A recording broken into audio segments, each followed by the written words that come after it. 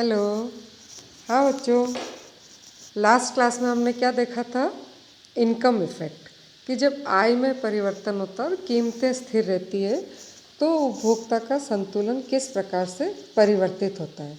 और उन जब संतुलन बिंदुओं को हम मिलाते हैं तो उसको हम क्या कहते हैं? ICC या इनकम कंजम्पशन कर्व। ठीक है, अब आज हम क्या देखेंगे? प्रतिस्थापन प्रभाव। समझ रहे हो प्रतिस्थापन का मतलब क्या होता है? कि एक महंगी वस्तु के स्थान पे सस्ती वस्तु का प्रतिस्थापन करना। तो अब आपको लगेगा कि ऐसा क्यों हो रहा है? तो कई बार क्या होता है बच्चों कि वस्तुओं की सापेक्ष कीमतों में परिवर्तन हो जाता है। तो जब मांग बदलती है और उसकी वास्तविक आय स्थिर रहती है, उस परिवर्तन को हम क्या कहते हैं? प्रतिस्थापन प्रभाव। ठीक है, इसका ये देखो आप कि प्रतिस्थापन प्रभाव कीमत प्रभाव का वह भाग है जो अन्य वस्तु की तुलना में उस वस्तु के सस्ते या महंगे हो जाने का परिणाम है। तो जनरली प्रतिस्थापन प्रभाव को ज्ञात करना मुश्किल होता है। क्यों? क्योंकि ये आय प्रभाव के साथ मिला रहता है। तो प्रतिस्थापन प्रभाव को ज्ञात करने के लिए हमको क्या करना पड़ेगा? आय प्रभाव को खत्म करना पड़ेगा। तो इसके लिए अर्थशास्त्र क्या करते हैं?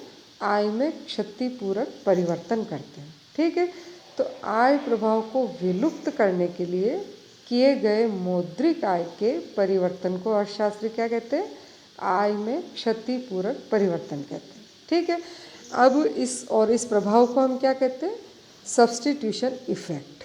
तो सब्स्टिट्यूशन इफेक्ट में उपभोक्ता उस वस्तु की अधिक मात्रा खरीदता है जिसकी कीमत कम हो गई तथा उस वस्तु को कम खरीदता है जिसकी कीमत क्या हो गई है? या तो बढ़ गई या स्थिर है। ठीक है, अब इस प्रतिस्थापन प्रभाव में दो तरह के दृष्टिकोण हैं।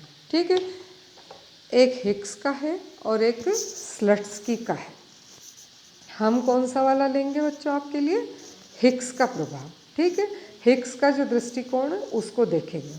तो हिक्स के अनुसार क्या है? आय में क्षतिपूरक परिवर्तन इस प्रकार से किया जाता है कि उपभोक्ता की मौद्रिक आय में इतना परिवर्तन हो जाए कि उपभोक्ता उसी उदासीनता वक्र पर रहते हुए केवल अपनी मांग को एडजस्ट कर लेता है। ठीक है, और समान संतुष्टि को प्राप्त कर सके। तो इसमें आप देखिए मैंने दो तरह के डायग्राम बनाए हैं। पहले अपन ये ए वाला देखेंगे। ए में क्या हो रहा है ये देखिए आप कि सबसे पहले आप वही एक्स एक्सिस और वाई एक्सिस की रेखाएं खींची हमने। एक्स एक्सिस पे आप लिखिए वस्तु एक्स और वाई एक्सिस पे आप लिखिए वस्तु वाई। ठीक है, अब अपनी सबसे पहले हमने क्या किया? जो अपनी ओरिजिनल बजट लाइन है वो बनाएंगे। आप देखिए ये ओरिजिनल बजट लाइन क्या है अपनी? RS। इसको देखिए ये क्या चल रही है अपनी? RS आपकी ये बजट लाइन है। ठीक है, इसके उपभोक्ता इसमें आप देखिए कि ये P बिंदु पर संतुलन में है। कहाँ पे है इसके? इस बजट लाइन RS के उदासीनता वक्र IC के P बिंदु पर वो क्या है? संतुलन में है। और यहाँ पे वो X की OA मात्रा और Y की वो OC मात्रा का क्रय कर रहा है। ये तो अपना ओरिजिनल है, वही संतुलन है। ठीक है, इसमें कोई वो नहीं है। अब आप आगे देखिए क्या हो रहा है आगे कि मान लीजिए y की प्राइस तो स्थिर है लेकिन क्या हुआ? x की प्राइस कम हो गई। क्या होगा? x की प्राइस कम हो गई तो आपकी बजट लाइन मैंने आपको शुरू में बताया था कि अब y की प्राइस वही है, x की कम हो गई तो बजट लाइन y के तो वहीं रहेगी और x में ये क्या हो रही बच्चों? ये आगे खिसक गई। ठीक है, अब क्या होगा कि x की कीमत कम हो गई। अब वो मात्रा ज़्यादा खरीद सकता है ना। लेकिन अब एक तरह से प्राइस कम होना एक प्रकार से क्या है? उसकी आय का बढ़ना। तो अब वो ऊपर के इंडिफरेंस कर्व पे पहुँचेगा ना। लेकिन अभी हम क्या कर रहे हैं? उसको ऊपर नहीं ले जा रहे हैं। उसको हम क्या कर रहे हैं? हमको आय प्रभाव को तो समाप्त कर रहे हैं और केवल प्रतिस्थापन प्रभाव को देख रहे हैं। तो इसके लिए हमको क्या करना पड़ेगा? जो ये हमारी नई बजट लाइन है ना बच्चों, RS1, इस बजट लाइन को हमको समानांतर रूप से पीछे खिसकानी, मतलब एक तरह से उसकी बढ़ी हुई आय को ख़त्म करनी। और कितनी पीछे खिसकानी? ऐसे खिसकानी है कि वो जो ये अपना इंडिफरेंस कर्व है उसी को कहीं पर स्पर्श करे। तो ये मैंने आप देखिए एक नई बजट लाइन बना रही हूँ, जो कि इस आपकी जो नई बजट लाइन बनी है RS1, उसी को समानांतर रूप से हम क्या कर रहे हैं, पीछे खिसका रहे हैं। और ये पीछे जब खिसकाई हमने तो ये आप देखो कि ये क्या बनी अब, KT। ठीक है, ये T पॉइंट है, ये K पॉइंट है, और ये इस इंडिफरेंस कर्व को यहाँ पे Q बिंदु पर स्पर्श कर रही है। आई समझ में? Q बिंदु पर ये यहाँ पे स्पर्श कर रही है। तो क्या हुआ बच्चों कि यहाँ पे अब उसने क्या किया, x वस्तु की AB मात्रा की वृद्धि हुई। ठीक है, तो x की ये AB मात्रा की वृद्धि क्या है, वही इंडिफरेंस कर्व। आप ये देखो, नोटिस करिए आप कि सेम इंडिफरेंस कर्व के P बिंदु से Q बिंदु पर आया और मात्रा OA से बढ़ के OB हो गई। आई बात समझ में? OA से बढ़ के क्या हो गई, OB हो गई। तो ये जो AB की वृद्धि है यह P से Q पर आना है, सेम इंडिफरेंस कर्व के एक बिंदु से दूसरे बिंदु पर आने को हम क्या कहते हैं बच्चों, प्रतिस्थापन प्रभाव या सब्स्टिट्यूशन इफेक्ट। आया समझ में? वापस समझो। क्या किया, सबसे पहले हमने, देखो मैं मिटा के वापस बताती हूँ आपको कि सबसे पहले अपनी बजट लाइन क्या थी बच्चों, RS। ये देखिए, ये थी अपनी RS। अब इसके वो इंडिफरेंस कर्व के P बिंदु पर वो संतुलन में था। अब क्या हुआ कि x की प्राइस कम होगी, y की स्थिर है और x की कम हो गई, तो अब वो y के तो यहीं रहेगा और x की मात्रा वो ज़्यादा खरीद सकता है। अब उसकी नई बजट लाइन क्या हो गई, RS1 हो गई है। ठीक है, अब क्या हुआ, अब वो इसमें तो वो ऊपर के इंडिफरेंस कर्व पर जाएगा, लेकिन हमको क्या करना है, आय में क्षतिपूर्वक परिवर्तन करना है। उसके आय प्रभाव को हमने ख़त्म किया और हमको केवल प्रतिस्थापन प्रभाव को निकालना है। तो इसके लिए हम क्या करेंगे, इस नई बजट लाइन RS1 को इतना पीछे खिसकाएंगे कि वो आपके इंडिफरेंस कर्व को कहीं पर स्पर्श करे। तो हमने एक लाइन खींची, आप देखो KT। ठीक है, ये KT रेखा उदासीनता वक्र को Q बिंदु पर स्पर्श कर रही है। तो सेम इंडिफरेंस कर्व IC के P बिंदु से Q बिंदु पर आना आपका क्या है, ये प्रतिस्थापन प्रभाव। और उसने क्या किया, पहले x की OA मात्रा खरीद रहा था, अब वो x की AB मात्रा बढ़ा दी और OB मात्रा खरीद रहा है।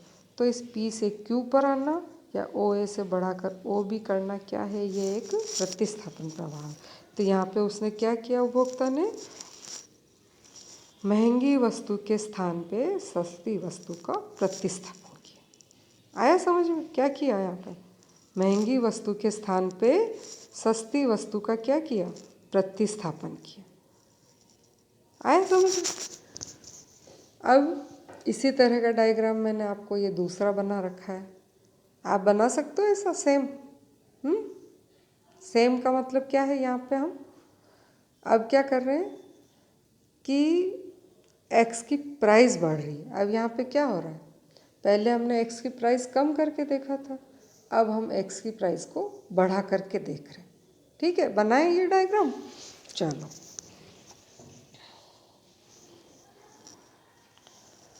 अब हम ये B वाला डायग्राम देखो आप बच्चों अच्छी तरह से। ये सारी चीज़ें, ये जो इंडिफरेंस कर्व चैप्टर है बच्चों, बहुत इम्पोर्टेंट है।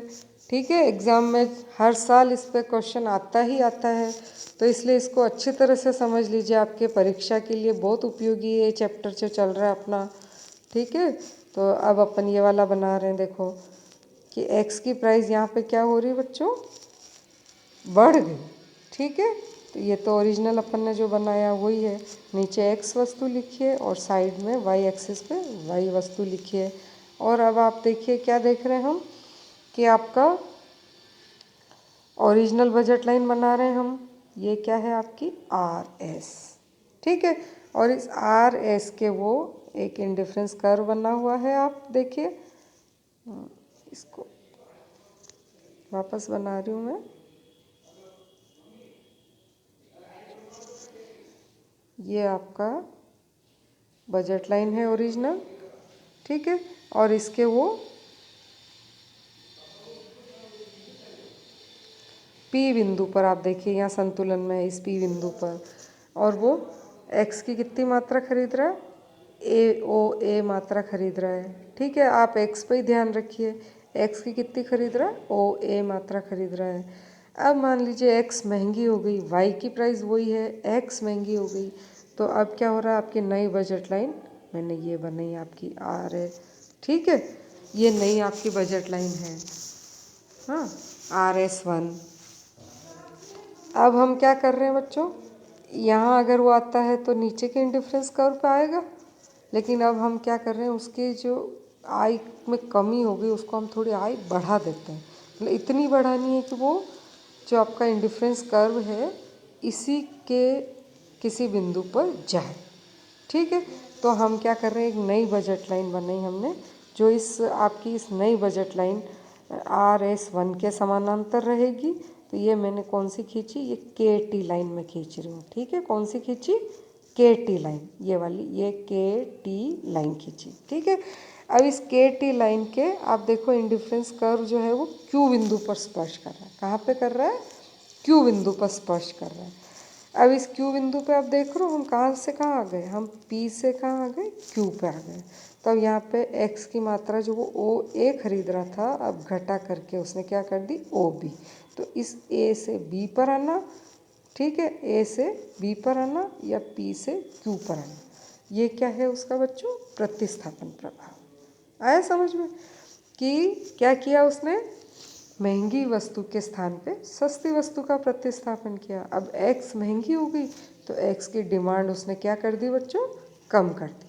आया समझ में। अब ये अच्छी तरह से मैंने मेरा ये हटा दिया, अभी जो मैं पेन चला रही थी। अब ये देखो जो मैंने डायग्राम बना रखे हैं, क्लियर है। हमने कौन सा देखा, हिक्स का प्रतिस्थापन प्रभाव। प्रतिस्थापन प्रभाव क्या कहता है कि जब किसी वस्तु की कीमत में परिवर्तन होता है तो महंगी वस्तु के स्थान पे उपभोक्ता क्या करता है, सस्ती वस्तु को खरीदता है, ठीक है। तो महंगी के स्थान पे सस्ती का प्रतिस्थापन किसको बताता है, प्रतिस्थापन प्रभाव को बताता है। तो इसके लिए हम क्या करते हैं बच्चों, आई में क्या किया हमने, क्षतिपूरक परिवर्तन किया। क्या किया हमने कि उसकी बढ़ी हुई आय को या घटी हुई आय को हमने क्या किया, उतनी कर दी कि वो अपने पुराने इंडिफरेंस कर्व के ही किसी बिंदु पर रहे।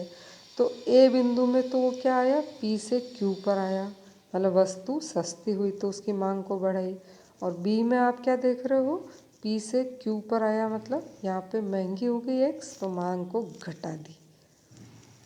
दोनों तरह की चीज़ देख ली हमने कि X की प्राइस कम हुई तो क्या हुआ और X की प्राइस बढ़ी तो क्या हुआ, ठीक है। चलो अब आज हमने क्या देखा बच्चों, प्रतिस्थापन प्रभाव। इसमें भी हमने किसका दृष्टिकोण देखा, हिक्स का दृष्टिकोण, ठीक है। स्लट्सकी का आपके नहीं है इसलिए मैं आपको नहीं करा रही हूँ, आपको मैंने हिक्स का दृष्टिकोण बताया।